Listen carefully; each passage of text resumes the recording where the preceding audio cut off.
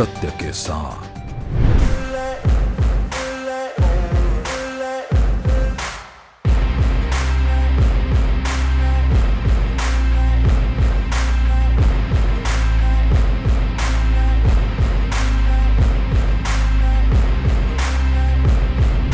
उत्तराखंड की पुलिस को हाईटेक और स्मार्ट बनाने वाले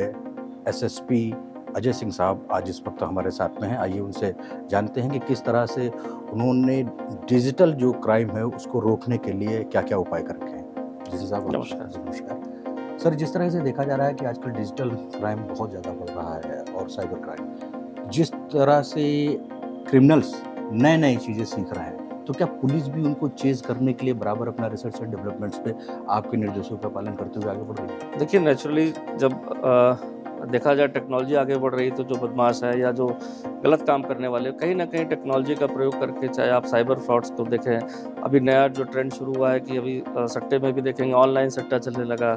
या आप देखेंगे ड्रग्स में भी जो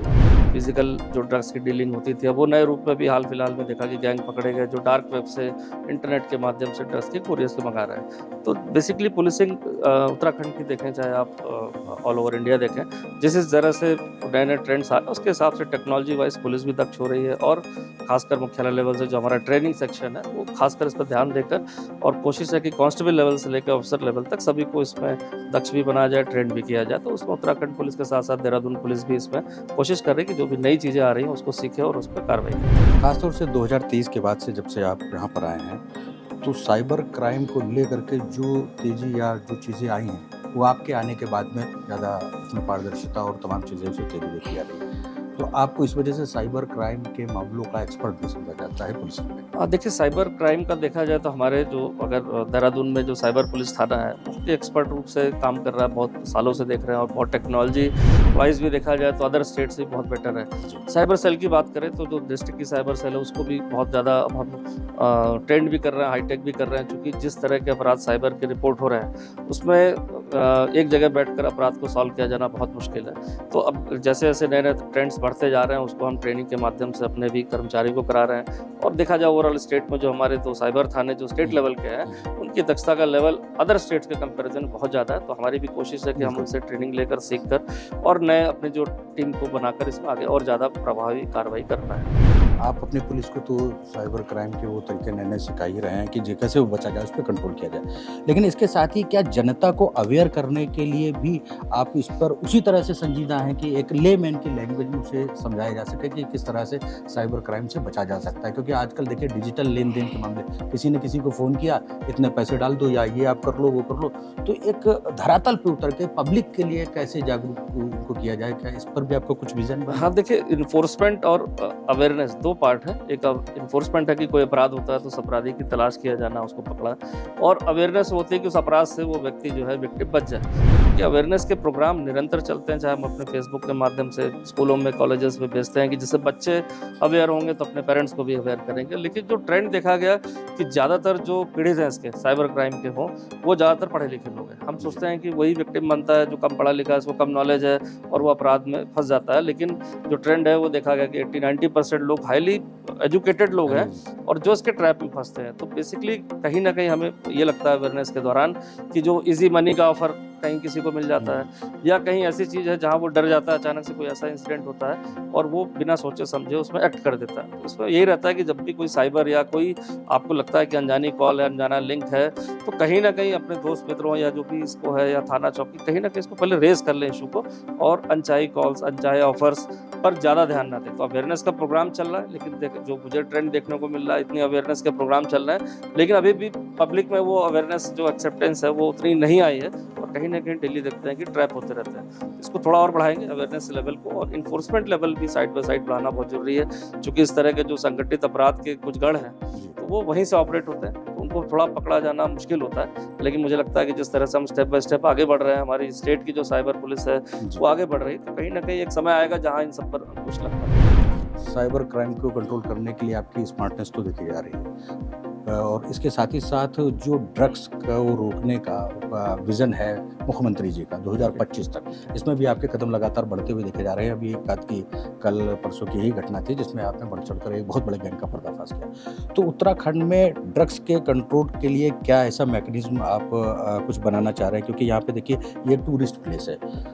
तमाम स्टेट से और बाहर से भी लोग आया एजुकेशन करते हैं। इंस्टीट्यूट्स हैं बहुत हाँ, सारे। बहुत एजुकेशन इंस्टीट्यूट हैं और ख़ास तौर पे जो हमारे रिसॉर्ट्स हैं, होटल्स हैं, उनमें आए दिन में पार्टियाँ होती रहती हैं, तमाम रेस्टोरेंट्स वगैरह। तो क्या उन होटल मालिकान को लेकर या उनके रिसॉर्ट्स को या ऐसे प्लेसेस को लेकर के आपकी बातचीत कुछ उनसे ऐसी होती है कि क्राइम पर कंट्रोल पाया जा सके, या कुछ ऐसा ख़ास तौर पे आपको करना है? देखिए, जो मुद्दा आपने अभी जो साइबर क्राइम में, इससे तो मैं मानता हूँ कि एक इंडिविजुअल इफेक्ट होता है, उसका परिवार इफेक्ट होता है, लेकिन जो ड्रग्स है उससे पूरा सोसाइटी, समाज, और कहेंगे हम तो कहेंगे कि अगर यूथ इससे इफेक्ट हो गया तो पूरा देश इफेक्ट होगा। और जो ट्रेंड देखा गया है सिर्फ इंडिया नहीं और भी कंट्रीज़ में कि ड्रग्स का जो प्रचलन है, जो पहले अल्कोहल का एक प्रचलन था उसकी एक्सेप्टेंस हुई, अब ये ड्रग्स का प्रचलन है उसकी एक्सेप्टेंस कुछ सोसाइटीज़ में होने लगी है। इंडिया हो चाहे हम उत्तराखंड की अगर पर्टिकुलर बात करते हो, देहरादून की स्पेशली करते हैं, तो जिस हिसाब से यहाँ पर एजुकेशन इंस्टीट्यूट है, 5 लाख से ज़्यादा स्टूडेंट्स बाहर के यहाँ पर हैं, चाहे और अन्य कंट्रीज़ के भी, बाहर की कंट्रीज़ के भी स्टूडेंट हैं। साथ ही साथ एक टूरिस्ट का एक बड़ा हब है मसूरी जाने का, अन्यत्र जाने का। तो कहीं ना कहीं यूथ जब जहाँ इतनी बड़ी क्वांटिटी में हो और जहाँ पर इतना आवागमन हो, तो इस तरह के कल्चर परंपरा की संभावना रहती है। जो हमारे माननीय मुख्यमंत्री जी का ड्रग्स फ्री देवभूमि अभियान है, विजन है 2025 में, उसके लिए सभी लोग एक संगठित रूप से, पुलिस हो चाहे अन्य विभाग हो, काम कर रहे हैं, जागरूकता का भी काम कर रहे हैं। लेकिन अभी तक हम उस लेवल को जो हमें अचीव करना है उसमें थोड़ी सी दिक्कतें आती है कि हम अफेक्टेड यूथ तक नहीं पहुंच पा रहे हैं। हम ड्रग के पेडलर्स को पकड़ ले रहे हैं या बड़ी कंसाइनमेंट पकड़ ले रहे हैं, लेकिन जो अफेक्टेड यूथ है या जो उसका यूज़र है, जब तक हम उस तक पहुंचकर उसकी काउंसलिंग करके उसको उससे बाहर नहीं निकालते, तो मुझे लगता है कि थोड़ी अभी इसको ख़त्म करना या कम करना थोड़ा मुश्किल होगा। बाकी पकड़ने की बात रही संगठित अपराधों में, नए तरह की ड्रग्स जैसे LSD है, कोकीन है, इस बारे में भी एक नया गैंग यहाँ डेवलप हो रहा था जिसमें युगांडा की एक लेडी थी, उसको भी अरेस्ट की गई। तो अरेस्ट तो हम कर रहे हैं, लेकिन जो हमारा यूज़र है, जब तक वो ब्लॉक नहीं करेंगे उसे हम, तो चूंकि इसमें बड़ा मार्जिन है पैसे का, तो हमेशा सप्लायर जेल से छूटने के बाद भी कार्रवाई करता है। अभी हमने प्रिवेंटिव डिटेंशन में भी कार्रवाई करी है, तो कार्रवाई चल रही है, लेकिन जो सोर्स है, जो यूज़र है, उसको जब तक हम इससे बाहर नहीं निकालेंगे, उसमें मुझे लगता है कि अन्य विभागों का भी योगदान हमें मिल रहा है। तो इस पर भी प्रयास जारी है और आने वाले सालों में या आने वाले समय में और बेहतर करने के लिए हम कटिबद्ध हैं। आपको ये नहीं लगता है कि चूँकि यहाँ पर एक एजुकेशन का हब है, स्टेट है और तमाम बाहर जगह से लोग अपने बच्चों को यहाँ पर पढ़ने भेजते हैं, क्या उनकी कहीं निगरानी या पेरेंटिंग में या काउंसलिंग में कुछ दिक्कत ऐसी हो जाती है, या उनके बराबर उनसे समन्वय माता पिता स्थापित नहीं कर पाते हैं, जिस कारण भी बच्चे ड्रग्स की ओर बड़े आसानी से?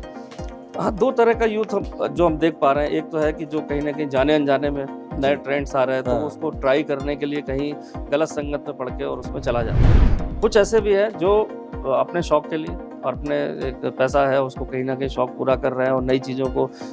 टेस्ट करने के चक्कर में वो इस कल्चर में चले जाते हैं। लेकिन जो रीज़न है ड्रग्स का हो, चाहे अल्कोहलिज्म का हो या किसी का हो, यूथ एक ऐसी चीज़ है जिसको मिसगाइड करना और गाइड करना दोनों आसान है। और जब वो अपने पेरेंट्स से टच में लॉन्ग समय में नहीं रहता है, अपनी चीज़ों को शेयर नहीं कर पाता, या उसका फ्रेंड सर्कल इतना अच्छा नहीं है, या जिस स्कूल में पढ़ रहा है वहाँ उसको इतना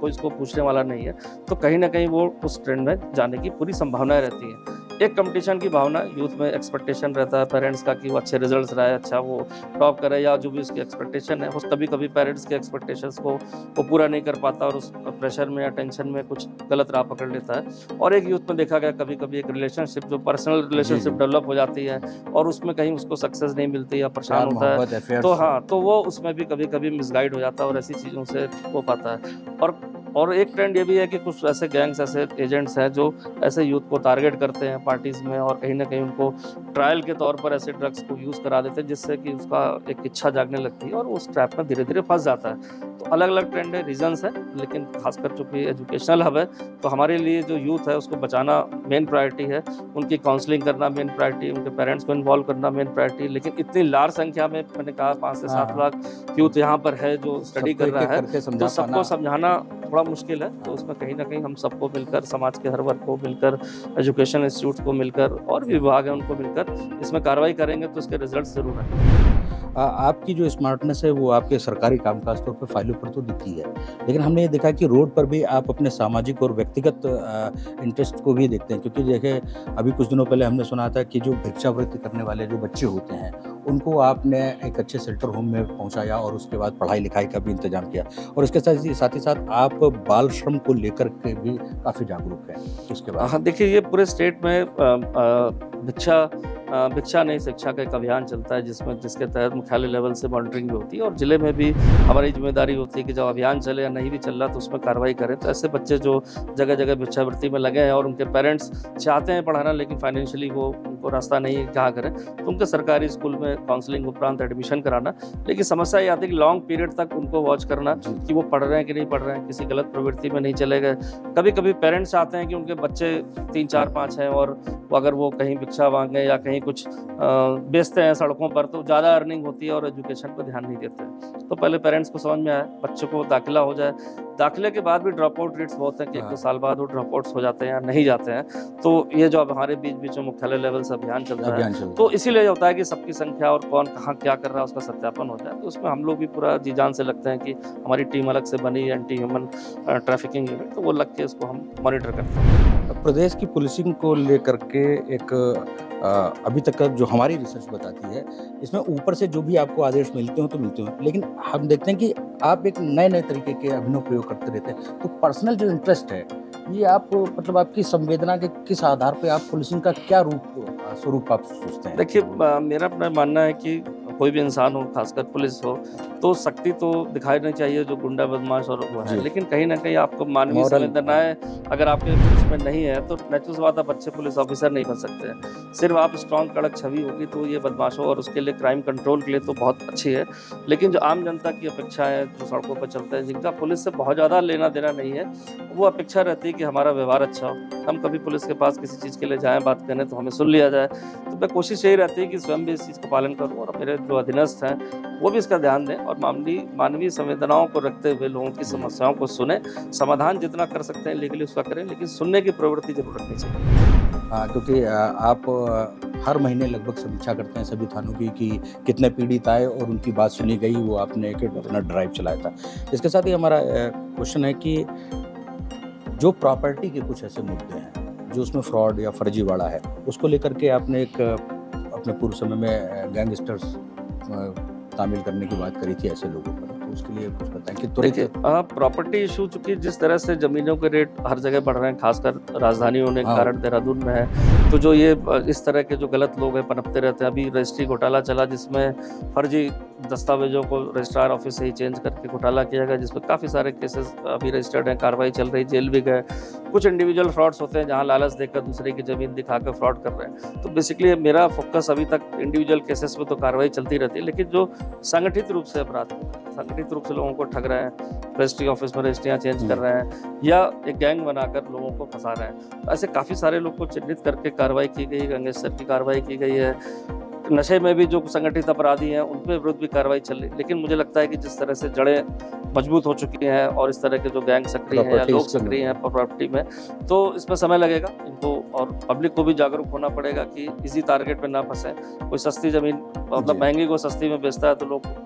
बिना जानकारी को उसमें फंस जाते हैं। वेरीफाई भी करें, दस्तावेजों को भी चेक करें और कार्रवाई निरंतर चल रही है। उम्मीद है कि ऐसे गैंग जब सलाखों के पीछे जाएंगे, जब उनको सजा होने का टाइम होगा तो शायद इस पर थोड़ा अंकुश लगे। अभी लगा है लेकिन फिर भी डेली जिस हिसाब से शिकायतें आ रही हैं तो मुझे लगता है इस पर काफ़ी काम अभी करना बाकी है। पुलिस और जनता के बीच में जो आपका संबंध है वो सब जानते हैं, लेकिन आप कोई खास अपील हमारे न्यूज़ वायरस नेटवर्क की तरफ से जनता से करना चाहेंगे? हाँ देखिए, मैं एक ही अपील करता हूँ जो अपने आपके भी माध्यम से करना चाहूँगा कि पहली चीज़ ये है कि जो अपना पहला इशू था कि साइबर का था, तो मेरा कहा किसी भी प्रलोभन, किसी भी ऑफर, किसी भी उस चीज़ पर, अनजानी चीज़ पर जिसको आप जानते नहीं हैं, अगर आपको कोई भी कांटेक्ट करता है तो पहले उसको वेरीफाई कर लें और अथॉरिटी से वेरीफाई कर लें। सेकंड, नशे के जो मैं कहना चाहता हूँ कि जो हमारा यूथ है या हमारे लोग हैं, इस नशे के विरुद्ध जब तक सब लोग मिलकर काम नहीं करेंगे नशा खत्म नहीं होगा। और कब किसके घर में, किसके पड़ोस में, किसके रिश्तेदार में ये घुस जाएगा और उसको अफेक्ट कर देगा। तो अभी आज हम सोचते हैं कि मेरे घर में किसी को कोई अफेक्टेड नहीं है, हमारा कोई रिलेटिव नहीं अफेक्टेड है, तो हम उसको ध्यान नहीं देते, लेकिन जिस दिन ये नशा घुस जाएगा आपके किसी रिश्तेदारी में, परिचित में आएगा, तब इसी से तो आज समय है कि हम सब लोग मिलकर इसमें जागरूक हो जाएं। थर्ड, मैंने खुद कहा कि मानवीय संवेदना है सिर्फ पुलिस में ही नहीं, सब इंसान में होनी चाहिए कि मानवीय संवेदनाओं को हम रखते हैं और समझते हैं एक दूसरे का, तो जो बहुत सारी चीज़ें जो डिफ़िकल्टीज़ हैं वो सॉल्व हो जाएंगी। तो मैं यही सब एक मैसेज देना चाहता हूँ कि 2 चीज़ें खास करें, जो समाज में जो नशे की प्रवृत्ति बढ़ रही है उसके खिलाफ सब लोग एकजुट होकर एक जंग के रूप में इसको लड़ें, और साथ ही साथ जो मानवीय दृष्टिकोण है उसको हमेशा अपने पास रखें, जिससे कि समाज में सबका भला हो सके। तो ये थे हमारे साथ में एसएसपी देहरादून अजय सिंह साहब, जिन्होंने बड़ी बेबाकी से देहरादून के ही नहीं उत्तराखंड के पूरे क्राइम पर एक अपना आईक्यू, अपनी एक नज़र प्रस्तुत करने की कोशिश की, जो ना कि सिर्फ साइबर क्राइम के लिए ही नहीं अपनी संवेदनाएं उनके पास में है, बल्कि यहाँ के बूढ़े बुजुर्ग, बच्चों और ख़ास तौर पर नशे को कंट्रोल करने के लिए उन्होंने आज हमसे बातचीत करी। कैमरा पर्सन सुहेल सैफी और इमरान के साथ न्यूज़ वायरस नेटवर्क के लिए मैं देहरादून से मनीष चंद्रा।